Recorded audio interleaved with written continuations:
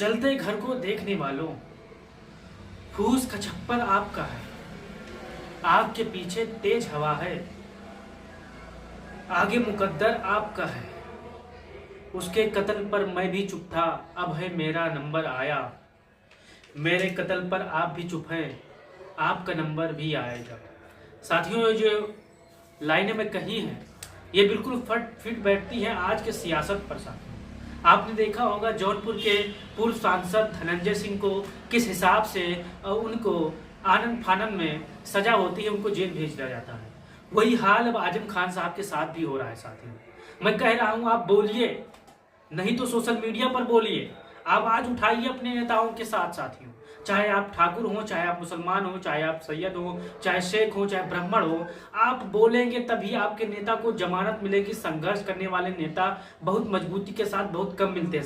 साथियों, आजम खान जैसा मर्द इंसान, ईडी सीबीआई के सामने न डरने वाला इंसान, आज उसको फिर एक फर्जी केस में फंसाकर 7 साल की सजा हो जाती है। साथियों, 7 साल की सजा होती है, लेकिन 5 लाख रुपए जुर्माना के तहत भी एमपी एमएलए कोर्ट कहती है कि देना पड़ेगा। साथियों, वही एमपी एमएलए कोर्ट है जो फौरन आनन फानन में विपक्ष के नेताओं को सजा सुना देती है। साथियों, कभी कभार एक आध केस में भी सत्ता पक्ष के नेता जेल गए हैं, लेकिन जब से आप इतिहास उठा के देख लीजिएगा, जब से 2014 से अब तक सबसे ज्यादा शिकार विपक्ष के नेता ही हुए हैं इसके। साथियों, अब जितने भी हमारे समाजवादी साथी इस वीडियो पर पहली बार आए हैं, वो चैनल को सब्सक्राइब करेंगे और आज हम गणना करेंगे क्यों आजम खान साहब के खिलाफ ऐसी चीजें होती हैं। साथियों, क्यों अब कौन लड़ेगा रामपुर लोकसभा से चुनाव। साथियों, अब जितने भी हमारे समाजवादी साथी वीडियो पर पहली बार आए हैं, चैनल को सब्सक्राइब कर लीजिए और बेल आइकन को दबा लीजिए। साथियों, आप सच बोलेंगे तो आप धनंजय सिंह बन जाएंगे। साथियों,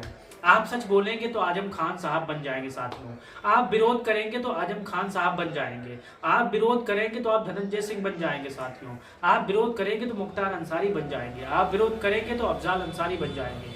आप विरोध करेंगे तो इरफान सोलंकी बन जाएंगे। आप विरोध करेंगे तो रमाकांत यादव बन जाएंगे। साथियों, मैं सभी जातियों का नाम ले रहा हूं, क्योंकि जो जिसने भी सरकार का विरोध किया है, सरकार के सामने डटकर उनका मुकाबला किया है, उनको इनाम में जेल मिला है। साथियों, लेकिन ये वो मर्द हैं जो कभी झुकने वाले नहीं है। साथियों, अब 2024 का चुनाव नजदीक है, आचार संहिता अभी लगे जुमा 2-3 दिन ही हुए थे। साथियों, लगातार आजम खान साहब को जेल हो चुकी है, फिर से एक बार 7 साल की सजा हो गई है। साथियों, ये सजा बड़े कोर्ट में जब जाएगी, उच्च न्यायालय में जब जाएगी, तो ये सजा 2 मिनट तक नहीं टिक पाएगी। साथियों, आप एमपी एमएलए कोर्ट के बारे में जानते हो कैसे वहां पर क्या होता है। साथियों, तो माननीय उच्च न्यायालय पर पूरा भरोसा है, आजम खान साहब धनंजय सिंह के बारे में पूरा भरोसा है, जरूर उनको न्याय मिलेगी। लेकिन अब क्या उनकी बहू चुनाव लड़ेगी सिद्रा अदीब? क्या उनके बेटे अब्दुल्ला आजम चुनाव लड़ेंगे? क्या उनकी बीवी तंजीन फातिमा चुनाव लड़ेंगी?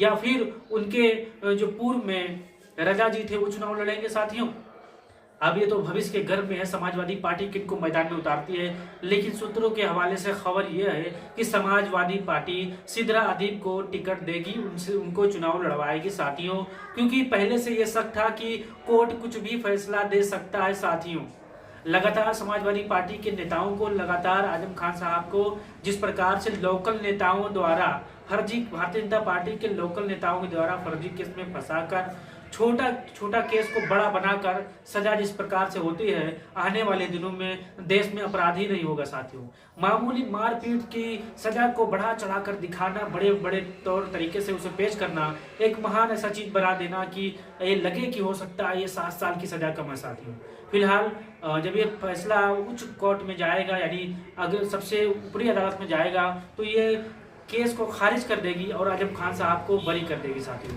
फिलहाल मेरा शेयर करने का मकसद यही था। साथियों, अगर आप चुप रहेंगे, चाहे आप ठाकुर समाज से हैं, चाहे ब्राह्मण समाज से हैं, चाहे मुस्लिम समाज से हैं, तो आपका नंबर भी आएगा। साथियों, चाहे आप जो भी हो, चाहे आप सरकार के विधायक क्यों ना हो, सरकार के खिलाफ सवाल करोगे, आपको माला पहनाया जाएगा जेल की। साथियों, मैं जितने भी समाजवादी साथी से कह रहा हूँ, लिखो, बोलो, संघर्ष करो।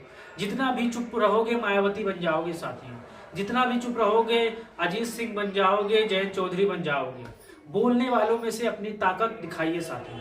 अब हो सकता है समाजवादी पार्टी वहां पर सिद्धरादित्य को मैदान में उतारे या उनके बड़े बेटों को मैदान में उतारे। ये समाजवादी पार्टी की कोर कमेटी बैठक करेगी, लगातार बैठक का दौर जारी है और लगातार बोलने वालों में बनी है साथियों। अब जितने भी हमारे भाई बहन इस वीडियो को देख रहे हैं, चैनल को सब्सक्राइब करेंगे और आजम खान साहब को जो सजा हुई है आवाज जरूर उठाइएगा, वीडियो को शेयर करिएगा। जय हिंद, जय भारत, जय समाजवाद।